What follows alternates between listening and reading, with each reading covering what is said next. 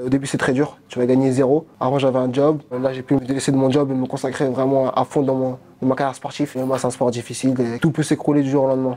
Entre Baïsangour et Doumbé, moi j'ai kiffé le combat parce que je suis vraiment passionné du MMA.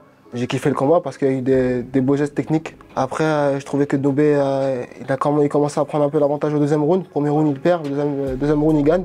Troisième round, comme je t'ai dit, on est resté à notre fin, donc on ne sait pas qui gagnerait ce dernier round. Tout le monde a envie de voir à la fin.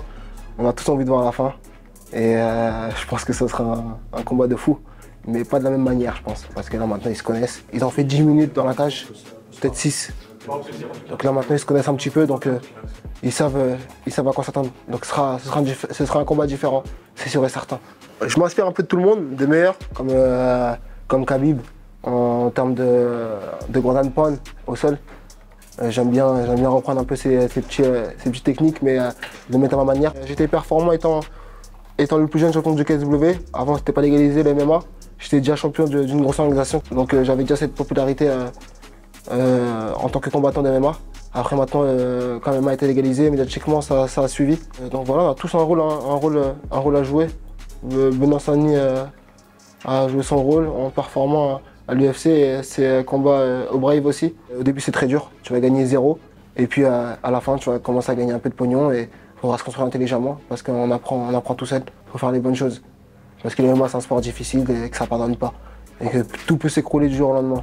Donc il faut rester focus sur les deux tâches, le travail, le boulot et le sport, être passionné avant tout. En fait, ma vraie catégorie c'est 66 kg parce que je suis beaucoup trop léger pour 70, je pèse actuellement 76 kg.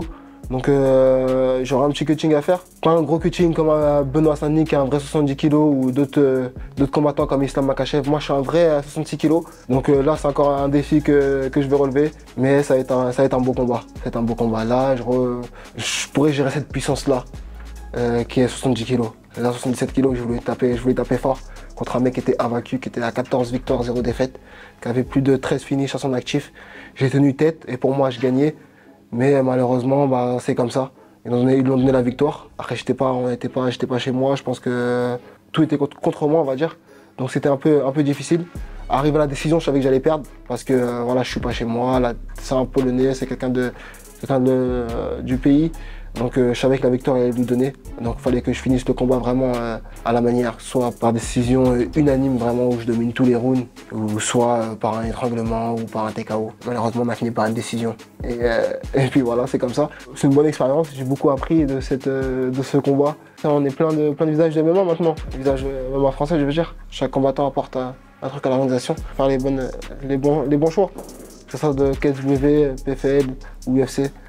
Ça dépend. Du moment qu'on me paye bien et que je performe dans n'importe quelle ligue, c'est le plus important. J'écoute un peu mes managers, mes coachs, donc c'est eux qui décident. Après moi, quand on me propose un combat, je dis oui directement. J'ai jamais choisi un combat de ma vie. J'ai toujours combattu pour me mettre à l'abri. Donc c'est pour ça que j'ai cet aspect-là financier qui rentre vraiment en compte parce que j'ai toujours travaillé comme ça. Avant j'avais un job. Là j'ai pu me délaisser de mon job et me consacrer vraiment à fond dans ma carrière sportive. Donc je suis jeune, j'ai envie d'enchaîner les combats. Si je peux combattre 5-6 fois dans l'année, je combat 5-6 fois dans l'année. Dans 10 ans, ouais, 35 ans, 36 ans, ouais, je me verrai encore combattant. J'espère faire un gros combat en boxe anglaise aussi parce que c'est un rêve que j'ai envie de faire. J'espère performer dans ces deux disciplines, que ce soit le MMA et que ce soit la boxe anglaise.